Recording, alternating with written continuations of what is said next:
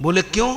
बोले देखो क्या मांग रहा है, क्या मांग रहा है? बोले आपन रूप देव प्रभु मोई, आप अपना मुझे रूप दे दो। ये क्या मांग रहा है? अपना रूप दे दो। लक्ष्मी जी बोले हाँ तो क्या बात है, दे दो ना रूप। तो बोले वही तो गड़बड़ है, रूप तो कामी मांगते हैं लेकिन स्वरूप ज्ञानी मांगता है। ये रूप मांग रहे हैं, जबकि ज्ञानी को, भक्त को तो स्वरूप से प्यार होना चाहिए, ये रूप मांग रहे हैं। बोले रूप में और स्वरूप में क्या अंतर है?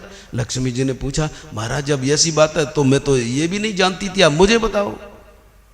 जब रूप और स्वरूप की बात है, बोले ये नारद जी क्या मांग रहे हैं? रूप। आपन रूप देव प्रभु मोई। भगवान कह रहे हैं कि कामी रूप मांगता है लेकिन ज्ञानी स्वरूप। रूप बाहर होता है और स्वरूप अंदर होता है।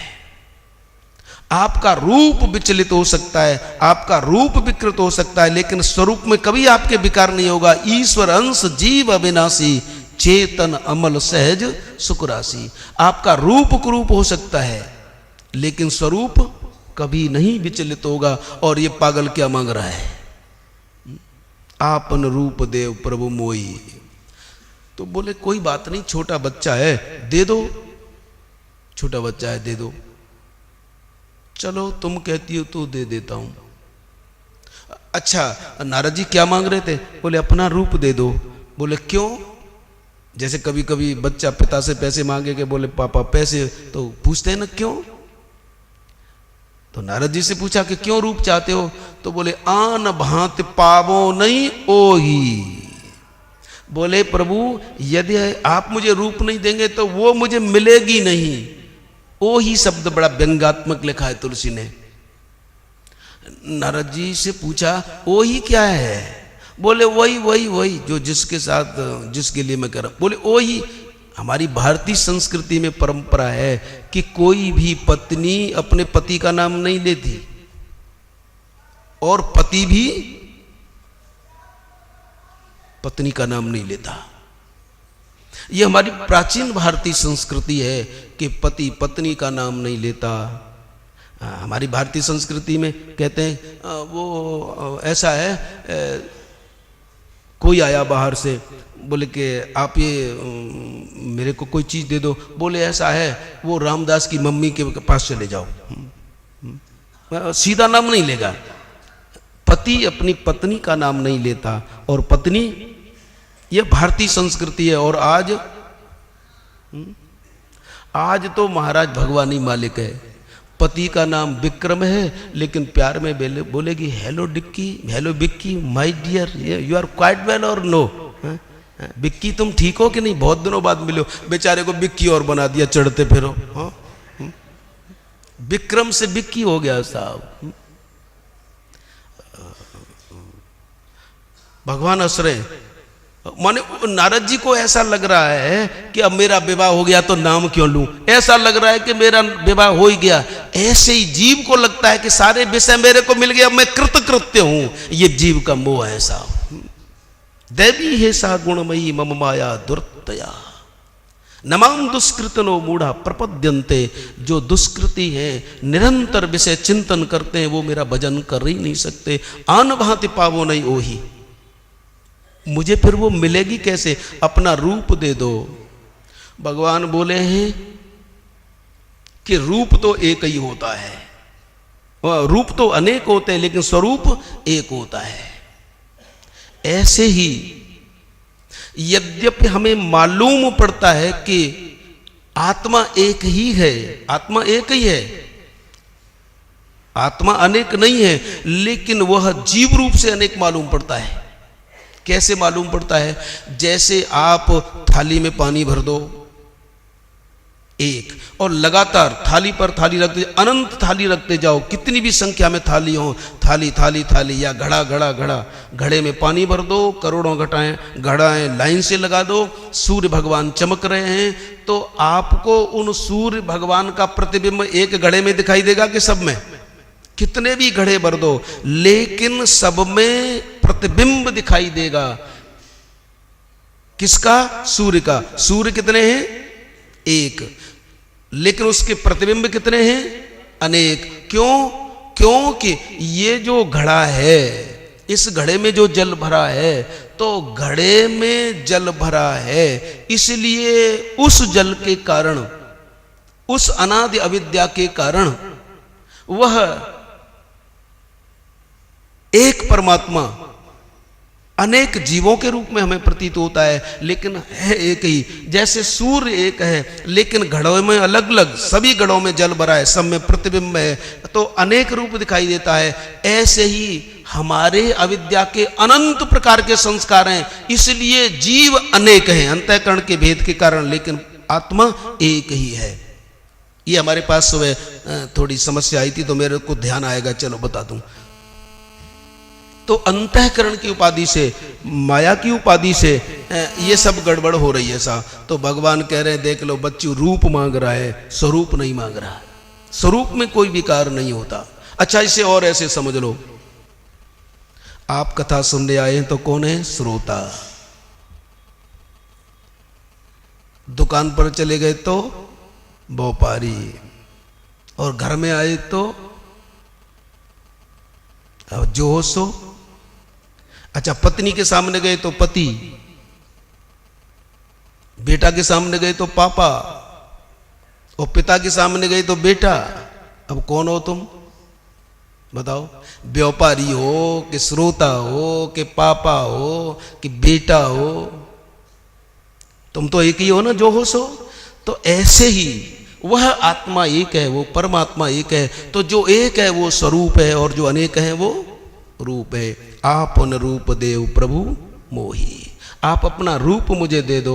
भगवान बोले कि ठीक है, सारे रूप मेरे ही हैं। अच्छा, और ये बताओ नारद जी, तुम क्या सोचकर मेरे पास आए थे? बोले हरिसन मांगो सुंदरताई, मैं हरि से सुंदरता मांगूंगा। तो भगवान मन में सोच रहे, चलो अब बच्चों की दवा मिल गई हमें। भगवान के कौन से नाम का चिंतन करके चले थे? हरि। हरि सन मांगो सुंदरताई, बोले हरि से सुंदरता मांगूंगा। तो भगवान विचार करने लगे, हरि माने शेर, हरि माने बंदर, हरि माने मैं स्वयं नारायण। तो इस बच्चू को कौन सा रूप दे दूं जिससे इसका काम ठीक हो जाए? बोले बंदर बना देता हूं। हरि माने बंदर, हरि माने शेर, कहीं कहीं हरि माने घोड़ा।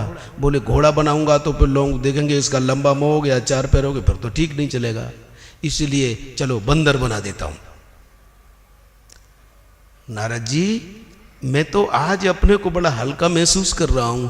आज चलो तुमने मांगा तो सही, चलो मैंने तुम्हें दिया। बोले दे दिया? बोले दे दिया। फूल करके स्टेशन हो गए, सब मिल गया हमें, और लौट पड़े जल्दी, कहीं वो देर हो गई तो फिर काम गड़बड़ हो जाएगा। पहुंच गए सा वहीं, और भगवान की माया है। अब आप इस प्रकरण पर ध्यान दें कि विषय का चिंतन करते हैं, आसक्ति हो जाती है, उसे प्राप्त करने की कामना हो जाती है, हम प्रयास करते हैं, विफल हो जाता है तो क्रोध हो जाता है, क्रोध हो जाता है तो विवेक बुद्धि चली जाती है, और बुद्धि चली जाती है तो हमारा विनाश हो जाता है। और नारद जी के साथ यही हो रहा है साहब। पहुंच गए, जब चले आ रहे हैं तो क्या सोचते आ रहे हैं? मोहि तजी आने बरे न भोरे। अब है कोई माई का लाल जो उसे ले जाए? मोहि तजी आने बरे न भोरे, मत्सर आ गया, मैं सबसे ज्यादा सुंदर हूं। देखना कैसे कैसे दुर्गुण आते हैं। बोलो सच्चिदानंद भगवान की। अरे 9-6 हो गई, ये तो गड़बड़ हो गया। तो चलो इसको जल्दी पूरा कर देता हूं मैं। नारद जी को एक प्रसंग तो पूरा हो जाए, दुष्कृति का प्रसंग पूरा हो जाए। अच्छा चलो चलो, लेकिन आपका ही तो संडे, औरों का तो मंडे ही रहेगा। हाँ। बोलो सच्चिदानंद भगवान की। श्री राम जय जय राम। श्री राम जय जय राम। श्री राम जय जय राम।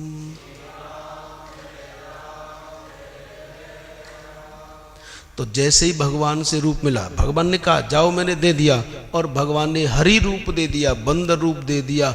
दौड़े, देर न हो जाए, और मन में सोचते आ रहे हैं मोई तज आने बरे न भोरे। अब ये किसी को वरमाला नहीं पहना सकती, मैं तो मैं ही हूं, मैं बहुत सुंदर हूं।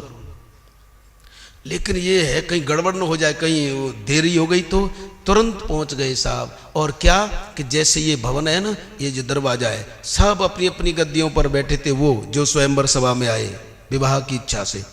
लेकिन वहां आने वाला कोई नहीं है, तो माया का है सारा। भगवान की लीला, केवल एक गद्दी खाली थी। नारद जी ने सोचा ये भी देखो भगवान की कितनी कृपा, एक गद्दी खाली है, वो मेरे लिए ही खाली है। और वो भी कहाँ थी? बिल्कुल वहीं जहाँ से जैसे ही घुसो तो उसी के पास, दरवाजे के पास। बोले प्रभु तेरी कितनी कृपा है, यहीं से वो आएगी और पहली बार मुझे देखेगी, मेरे को डाल देगी। ये तेने कितना, तू तो बड़ा कृपालु है। यानी लोग उस परमात्मा को कृपालु कहते हैं कि तेने सारे भोग के साधन मुझे दे दिए, लेकिन भगवान कहते हैं बच्चू मेरी कृपा का क्या स्वरूप है तो मैं बाद में बताऊंगा। तो यही दिस बैठे नारद फूली, जब चले थे तो मत्सर आ गया कि मोई तजी आना है बरे न भोरे, मेरे को छोड़ करके किसी को बर ही नहीं सकते, क्योंकि मेरे से ज्यादा कोई सुंदर है नहीं। एक सीट खाली मिल गई साहब, बैठ गए। महाराजा कहते हैं कि सारी गद्दियां भर चुकी हैं, अब हमारी बेटी को स्वयंवर सभा में लाया जाए। आ रही है साहब बेटी, और वो देख रहे हैं कि हाँ इसी दरवाजे से, अरे चलो ये ठीक है, पहली गद्दी मेरी है, कोई चिंता की बात नहीं, मोई तज आने बरे न भोरे। और जैसे भी वो आई, बोले कि ये पहली सीट, इस बार तो बंदर बैठा है, बंदर बैठा है। उस माया को नारद बंदर दिखाई दे रहे हैं। नारद को स्वयं मैं भगवान हूं ये प्रतीति हो रही है। और जैसे ही वह आती है, बोले पहली गद्दी पर ये बंदर बैठा है, इसका मतलब है इस पंक्ति में सारे बंदर ही बैठे होंगे, इस दर देखो ही मत। जही दिस बैठे नारद फूली, सो दिस ते न बिलो के भूली। ये कथा सिद्धांत देती है कि वह बेटी, वो माया जो कहती है कि इस पंक्ति की पहली गद्दी पर बंदर बैठा है तो इसमें बंदर ही बैठे होंगे, मेरे को इसको देखना ही नहीं है, तो ऐसों की पंक्ति में बैठो ही मत कि जो कोई तुम्हें देखना पसंद न करे। बोले ये मेरे को नहीं देखना। सो दिसते ही न बिलो के बोली। चलती गई, लेकिन नारद जी सोच रहे शायद इसने देखा नहीं है मैं, इसलिए ये गड़बड़ कर रही है बेचारी, वहां तक जरे। अब आगे पहुंच गए। अब जैसे सामने जाके खड़े हो जाएं, ढाल भरमाला देख मेरी तरफ, और वो आंख बंद कर लेती, अरे आंख खोल करके देख मैं कितना सुंदर हूं। अब वो माया कहती है कि ये तो मैं जानती हूं कि तू सुंदर है कि कुरूप है, ये बंदर भी सुंदर है क्या। आगे जैसे ही बढ़ती है, आगे जाके खड़े हो जाते हैं। लक्ष्मी जी कह रही है क्यों, ये क्या हो रहा है प्रभु। बोले देख लो, बड़ा ये बनता था ना कि मैंने कामदेव जीत लिया है, लेकिन विषय का चिंतन क्या करता है देखो। तो साहब लक्ष्मी जी बोली कि बच्चे को ज्यादा परेशान मत करो। बोले ठीक है, तो आ जाओ मेरे साथ। लक्ष्मी जी आई। बोले कहाँ चल रहे हो। बोले स्वयंवर सभा में। बोले क्यों। बोले जो नाच रहा है उसका नाच बंद करने। अरे नहीं तो कब तक नाचेगा पता नहीं, इसलिए उस स्वयंवर सभा में आए साहब। और जैसे ही नारायण को देखा, उस माया ने तो गले में बरमाला डाल दी, और बरमाला डाल दी तो भगवान लेकर के चले गए। शिव जी के गणों ने देखा, नारद जी ये क्या हाल। नारद जी शिव जी के गणों को नारद दिखाई दे रहे हैं, नारद अपने आप को भगवान समझ रहे हैं, और माया उसे बंदर समझ रही है। कितनी चीजें हैं, लेकिन हम उस दृष्टिकोण की तरफ जा रहे हैं कि जब हम विषय का चिंतन करते हैं तो क्या होता है। जब नारद जी ने देखा, अच्छा यही बात, शिव जी के गणों ने देखा कि बाबा हाँ एक बात कहें हाथ जोड़ करके। बोले आप उदास क्यों हो। बोले ये क्या हुआ, हमारे गले में बरमाला नहीं डली। बोले अपना मुंह तो देख लो।